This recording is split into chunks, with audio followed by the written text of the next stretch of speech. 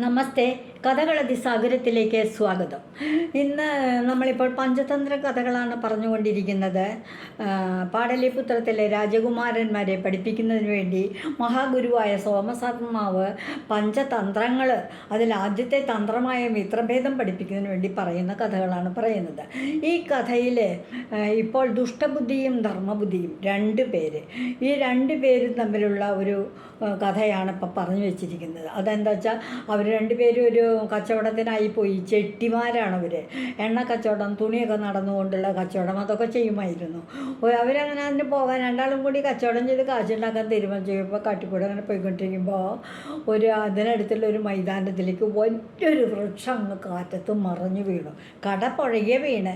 ആ കട പുഴകി മരം വീണ് കഴിഞ്ഞപ്പോൾ അവിടെ താഴെ അതിൻ്റെ മരം നിന്നിരുന്നിടത്ത് ഒരു വലിയ കുഴിയായി. ആ കുഴിയിലേക്ക് സാധാരണഗതിയിൽ വെറുതെ ഒന്ന് എത്തിച്ചു നോക്കിയപ്പോൾ ഏതാണ്ട് ഒരു കുടയിരിക്കണം അവിടെ. എന്താണെന്ന് വെച്ചിട്ട് എടുത്ത് രണ്ടുപേരും കൂടി താങ്ങി പിടിച്ച്. ധർമ്മബുദ്ധിയായിട്ടോ കണ്ടത്. പക്ഷേ അത് തന്നെ എടുത്ത് പൊന്തിക്കാൻ പറ്റാത്തതുകൊണ്ട് ദുഷ്ടബുദ്ധിയും കൂടി സഹായിച്ച് പൊക്കിയെടുത്ത് തുറന്നു നോക്കിയപ്പോൾ എന്താ കണ്ടത്? സ്വർണ്ണ നാണയം.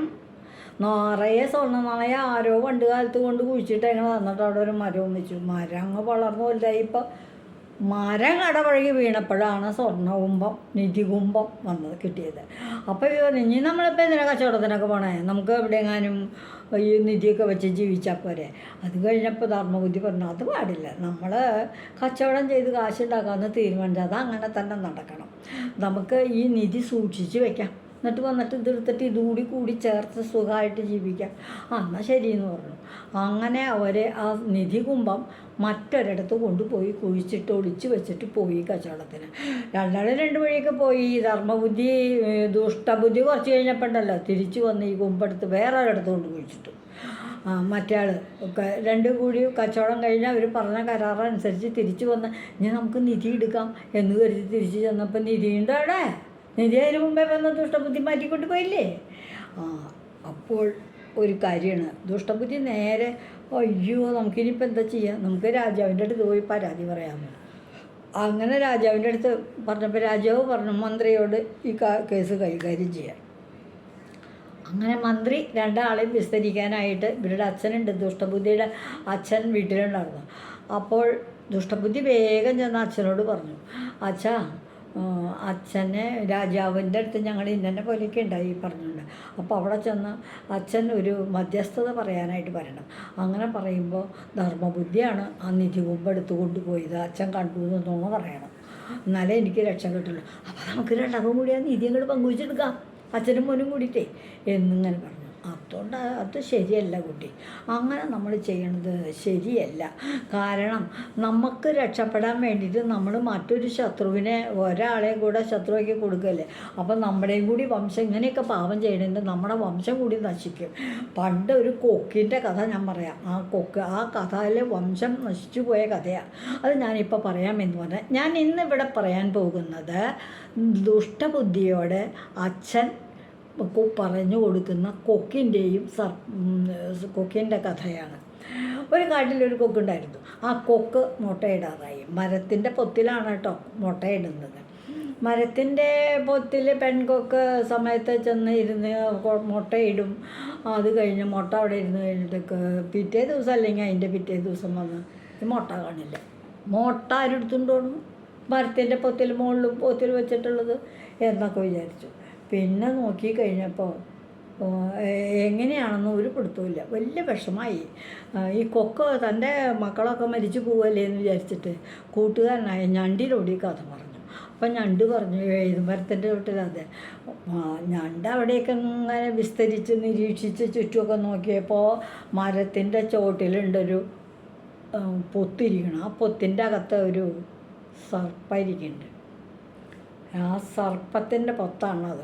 അപ്പം ഞണ്ടിന് കാര്യം മനസ്സിലായി. ഈ കൊക്കുകളൊക്കെ മുട്ടയിട്ട് കഴിഞ്ഞിട്ട് ഇവരൊക്കെ പറന്നു പോകണ നേരത്ത് അളയിൽ നിന്നും പുറത്തേക്ക് ഇഴഞ്ഞു വന്ന് മരത്തിൻ്റെ മുകളിൽ കയറി ഈ മുട്ട തിന്നണത് ഈ സർപ്പ. അപ്പം എന്ത് ചെയ്യണം? അവിടം വരെ ചെല്ലണ്ടേ. ഈ സർപ്പത്തിനെ കൊല്ലാനപ്പം എന്താ വേണ്ടേ എന്ന് വിചാരിച്ചു. ഈ സർപ്പത്തിനെ കൊല്ലാനിപ്പോൾ സർപ്പത്തിൻ്റെ ശത്രുവാരാ? കീരി. അപ്പോൾ നമുക്കൊരു കാര്യം ചെയ്യാം, ഈ പൊത്തുവരെ തനിക്ക് കുറച്ച് മത്സ്യം പിടിക്കാൻ പറ്റുമോ? മത്സ്യമൊക്കെ പിടിക്കാം. അത് ശരി. മത്സ്യം പിടിക്കുമ്പോൾ അപ്പോൾ ഈ സർപ്പത്തിനെ കൊല്ലാൻ വേണ്ടിയിട്ട് മരത്തിൻ്റെ കൊക്കിൻ്റെ കൂടിൻ്റെ കുറച്ച് താഴെയായിട്ടാണ് സർപ്പം മരത്തിൽ തന്നെ ഇരിക്കുന്ന ഒരു പൊത്തുള്ളത്. അവിടം വരെ അവിടേക്ക് കീരി ചെന്ന് എത്തണം.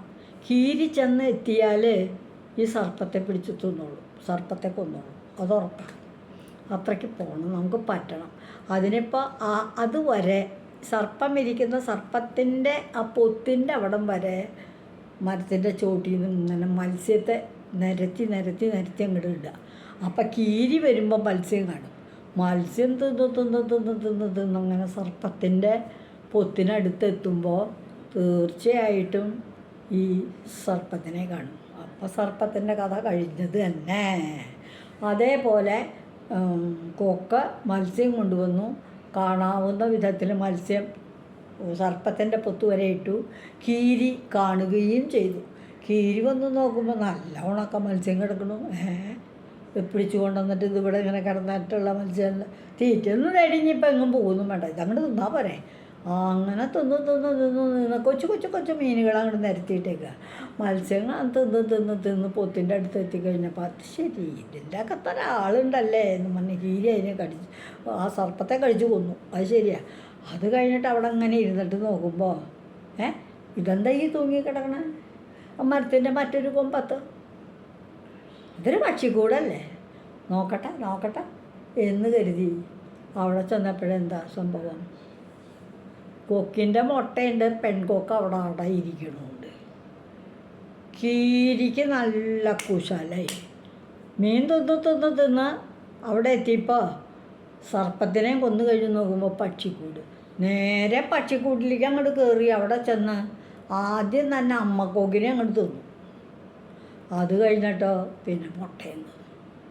അപ്പോൾ വംശം നശിച്ചു. ശത്രുവായ സർപ്പത്തെ കൊല്ലാൻ വേണ്ടി കരുത്തനായ ഒരു ശത്രുവിനെ അവിടേക്ക് ക്ഷണിച്ചു കൊണ്ടുവന്നു. എന്തുണ്ടായി? ആ ശത്രു തൻ്റെ ശത്രുവിനെയും കൊന്നു, തൻ്റെ കുടുംബത്തെ വംശത്തെയും കൊന്നു. അതാണ് ഈ കഥ. കൊക്കിൻ്റെ വംശത്തെ നശിപ്പിച്ച കീരിയുടെ കഥ. കീരിയാണ് സർപ്പത്തിനെ നശിപ്പിച്ചു, കൊക്കിൻ്റെ വംശവും നശിപ്പിച്ചു. ഇതുപോലെ വരും ഇവിടെ ദുഷ്ടബുദ്ധി. നമ്മൾ കള്ളത്തരൊക്കെ കാണിച്ചു കഴിഞ്ഞാണ്ടല്ലോ നമ്മുടെ വംശം കൂടെ നശിക്കാതെ ഉണ്ടാവുക. അയ്യോ, അങ്ങനെയാണോ? തിരേരെ ആലോചിച്ചിരുന്നു. അത് കഴിഞ്ഞാൽ അച്ഛനോട് പറഞ്ഞു, അച്ഛാ എനിക്ക് ഈ കഥയൊന്നും അത്ര പിടിക്കണില്ല കേട്ടോ, എനിക്കിത് അത്ര ബോധ്യമാവണില്ല, പിന്നെ എങ്ങനെയൊന്നും സംഭവിക്കാൻ ഒരു സാധ്യതയില്ല എന്ന് പറഞ്ഞു. അങ്ങനെ അച്ഛൻ പറഞ്ഞ കഥയെ ദുഷ്ടബുദ്ധിക്ക് ഒരു തൃപ്തിയില്ലാതെ കണ്ട് ദുഷ്ടബുദ്ധിക്കത് പിടിച്ചില്ല, തീരെ രസിച്ചില്ല. അങ്ങനെ അവിടെ ഇരുന്നു. അങ്ങനെ ആ കഥ അച്ഛൻ കഥ പറഞ്ഞങ്ങനെ നിർത്തുകയും ചെയ്തു. ശരിയല്ല എന്നും പറഞ്ഞ് നിർത്തുകയും ചെയ്തു. ഇന്നത്തെ കഥ ഞാനിവിടെ നിർത്തുകയാണ്. നാളെ കഥ തുടരും. ഇതുവഴി വന്നാലും ഇത്തിരി നേരം ഇരുന്നാലും കഥകൾ കേട്ടാലും കളിയായി പറയും കഥയാണേ, കാര്യം പറയും കഥയാണേ. എല്ലാവർക്കും നന്ദി. പഞ്ചതന്ത്രം കഥകളാണ്. വീണ്ടും പേർത്തും കേട്ടാൽ മാത്രമേ നമുക്ക് കഥാപാത്രങ്ങളെ തിരിച്ചറിയാനായിട്ട് സാധിക്കുകയുള്ളൂ. ഒന്നുകൂടി ഓർമ്മിപ്പിക്കുകയാണ്, മനസ്സിലാക്കൂ പഞ്ചതന്ത്രങ്ങൾ. നന്ദി.